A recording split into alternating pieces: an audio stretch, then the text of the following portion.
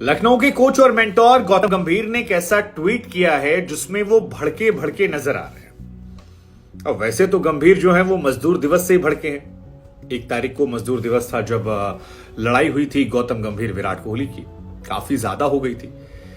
लेकिन इस ट्वीट में गौतम गंभीर कुछ ज्यादा भड़क गए और इस ट्वीट में उन्होंने काफी बातें लिखी हैं जो सोशल मीडिया पर चर्चा केंद्र में है। हालांकि इस ट्वीट के इतर ये बात स्पष्ट है कि विराट और गौतम गंभीर के बीच में जो लड़ाई हुई थी वो खत्म नहीं हुई है, वो मैदान पर खत्म हो गई है। उस मैदान की लड़ाई को खत्म होने के बाद कई सारे खिलाड़ियों ने सवाल खड़े कर दिए हैं कि भाई जुर्माने से कुछ होने वाला नहीं, और वो दिख भी रहा है क्योंकि जुर्माने का इन दोनों पर कोई असर नहीं है। और जो लड़ाई ग्राउंड पर हो रही थी वो लड़ाई अब सोशल मीडिया पर शुरू हो गई है। आप उसे पीआर के जरिए कह सकते हैं, आप उसे फैंस के जरिए कह सकते हैं, या जो गौतम गंभीर ने किया है उसके जरिए कह सकते हैं। दरअसल गौतम गंभीर लगातार टैग किए जा रहे थे एक न्यूज चैनल की क्लिप में, और लगातार गौतम गंभीर से सवाल लोग पूछ रहे थे ट्विटर पर। जिसके बाद गौतम गंभीर ने एक ट्वीट किया जिसने माहौल को ट्विटर पर गरमा दिया और काफी ज्यादा उसे लोगों ने शेयर या उस पर कमेंट किया है। 14,000 से ऊपर रिट्वीट में है, लाखों में उसके लाइक्स हैं और बहुत सारे लोगों ने उसे क्रिटिसाइज भी किया है। किया क्या? तो गौतम गंभीर ने एक ट्वीट किया जिसमें लिखा कि प्रेशर की बात करने वाला है दिल्ली क्रिकेट से भागा एक आदमी क्रिकेट की चिंता की आड़ में पेड पीआर बेचने के लिए बेताब है। यही कलयुग है जहां पर भगौड़े अपनी अदालत चलाते हैं। अब वो तमाम लोग जो सोशल मीडिया पर दिन रात बैठ के बकैती करते होंगे या दिन रात ट्वीट या फेसबुक खेलते होंगे, उन्हें तो झटपट समझ में आ गया होगा कि इस कहानी के तार जो हैं वो कहां कहां से जोड़े जा रहे हैं, इन शब्दों के बीच में बीच की लाइन क्या है और किस शब्द के क्या मायने निकाले जाए।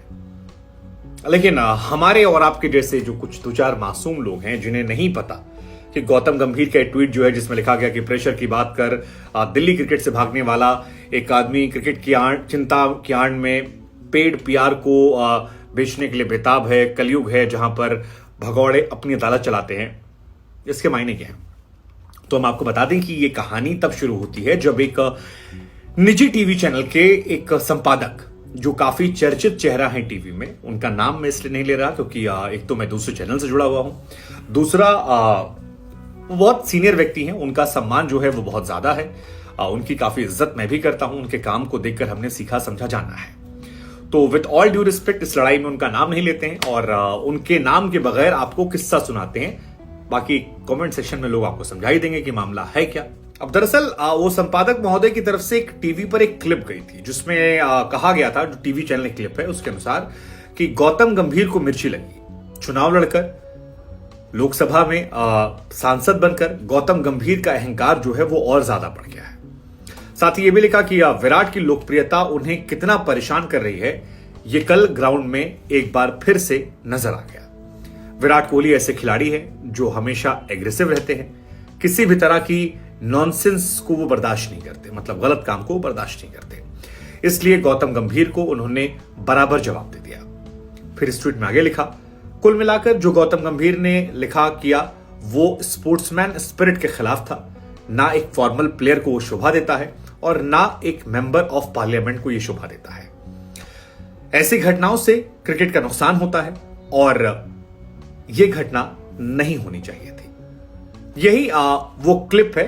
हालांकि इस घटना को हर एक खिलाड़ी ने, हर एक टीवी चैनल ने कवर किया, लेकिन गौतम गंभीर है, कुछ मसला रहा होगा पुराना, वो मसला भी हम आपको बताएंगे।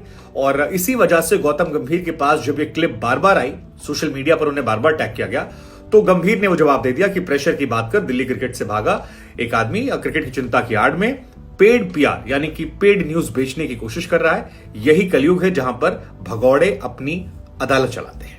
और ये फिर मामला एक अलग लेवल। हालांकि इस पोस्ट के नीचे भी बहुत तरह के कमेंट आ रहे हैं। विराट कोहली के प्रशंसक कह रहे हैं कि यार विराट कोहली जो है वो दुनिया में जाना आता है, गंभीर को लोग भारत पे नहीं जानते। कुछ लोग कह रहे थे कि यार बेहतर होता कि तुम उनके शो में जाते, वहां जाकर बोलाते। कुछ लोगों ने विराट की वो जूते वाली इमेज दिखा दी जिसमें कहा कि तुम इसी हैसियत के हो। कुछ लोगों ने एक फेक फोटो बनाई और विजय माल्या की बनाकर विराट से कहा विराट तुम अच्छे हो लेकिन ये ट्रॉफी जो है तुम नहीं पाए हो। कुछ ने गौतम की तारीफ की, कुछ लोगों ने कहा कि यार आप विराट कोहली के साथ हैं या गौतम गंभीर के साथ हैं या आप पर निर्भर है, लेकिन मीडिया वालों पर मत जाइए, वो पैसे लेकर कुछ भी बोल देते हैं, कुछ भी सुना देते हैं। कुल मिलाकर ये कहानी जो है, ये बवाल जो है, ये बहुत जबरदस्त चल रहा है और इसी वजह से हमें लगा कि इस कहानी के पीछे की कहानी जो है वो हम आपको समझाते हैं, वो आपको बताते हैं कि दरअसल हुआ क्या था।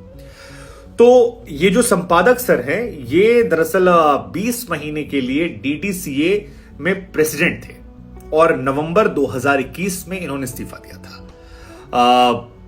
20 महीना काफी टाइम होता है और क्रिकेट की एक अहम जिम्मेदारी होती है। अब क्योंकि गौतम गंभीर भी दिल्ली से ही आते हैं, दिल्ली क्रिकेट में उनकी भी एक अहम भूमिका है, एक्टिव काफी रहते हैं, तो ये आप मान सकते हैं कि इन दोनों के बीच में उस टाइम पे काफी क्लैशेस हुए होंगे और यही वजह है कि ये विराट कोहली का समर्थन या विराट कोहली का विरोध करने से ज्यादा इसे आप पर्सनल टसल का नाम दे सकते हैं। और इसी वजह से गौतम गंभीर ने, क्योंकि गंभीर बहुत लोगों ने सवाल उठाए, लेकिन गंभीर ने यही जवाब। बड़ी बात ये, गौतम गंभीर ने किसी का नाम नहीं लिखा था, तो नाम तो लोगों ने गेस कर लिया क्योंकि गंभीर ने उस पोस्ट में एक हिंट दे दी थी, लेकिन उसमें एक प्रेशर लिखा है कि प्रेशर की बात कहकर दिल्ली क्रिकेट को छोड़ने वाला एक व्यक्ति, तो प्रेशर क्या था, तो उसको अगर आपको समझना है तो आपको थोड़ा सा पीछे जाना पड़ेगा। पीछे कहां जाना पड़ेगा?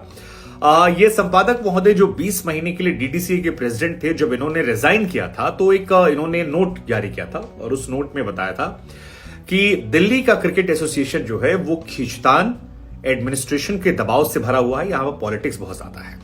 उन्होंने कहा कि मुझे लगता है कि यहां पर क्रिकेट के इंटरेस्ट के खिलाफ साजिशें चलती हैं। ऐसा लगता है कि मेरी सत्यनिष्ठा, मेरी ईमानदारी और मेरी पारदर्शिता के सिद्धांतों के साथ इस जगह पर रहना मुमकिन नहीं है। और यही पोस्ट लिखकर उसके बाद उन्होंने इस पद से इस्तीफा दे दिया था, क्योंकि ये मामला जो था ये क्रिकेट से जुड़ा हुआ था, क्रिकेट में उन्होंने क्विट किया था। तो गौतम गंभीर ने इसी बात को आधार बनाकर वो लिख दिया कि प्रेशर की बात कहकर क्रिकेट से भागा एक आदमी क्रिकेट की चिंता की आड़ में पेड़ प्यार कर रहा है।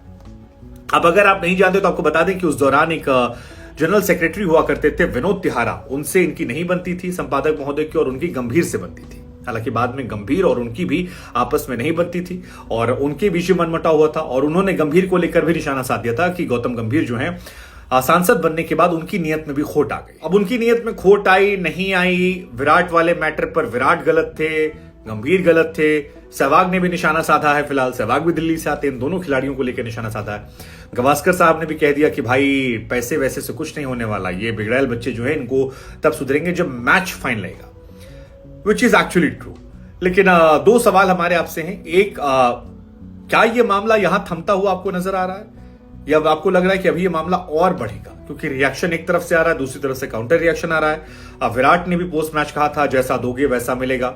नवीनुल हक ने भी कह दिया गाली सुनने नहीं आया हूं। हालांकि एक तस्वीर है जो विराट के फैंस को थोड़ी परेशान कर रही है, वो है नवीनुल हक विराट कोहली का वो हाथ मोड़ने वाली तस्वीर ऐसी नजर आ रही है, और दूसरी तस्वीर है जब लखनऊ में मैच हुआ था तो महेंद्र सिंह धोनी के साथ उनकी तस्वीर आई थी।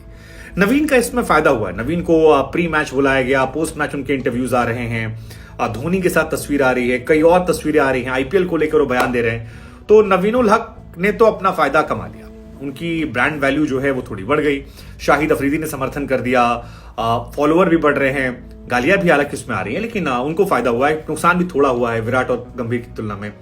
लेकिन आपको क्या लग रहा है ये मामला कहां जाकर थमेगा? और विराट कोहली के समर्थन में जो ये ट्वीट वाला विवाद चल रहा है जिसमें गंभीर ने आरोप लगा दिया, इस पूरे प्रकरण को लेकर आप क्या सोचते हैं? आपको लगता है कि अब मामला थोड़ा गंदा हो रहा है, जो नहीं होना चाहिए था, बेहतर है ना होता?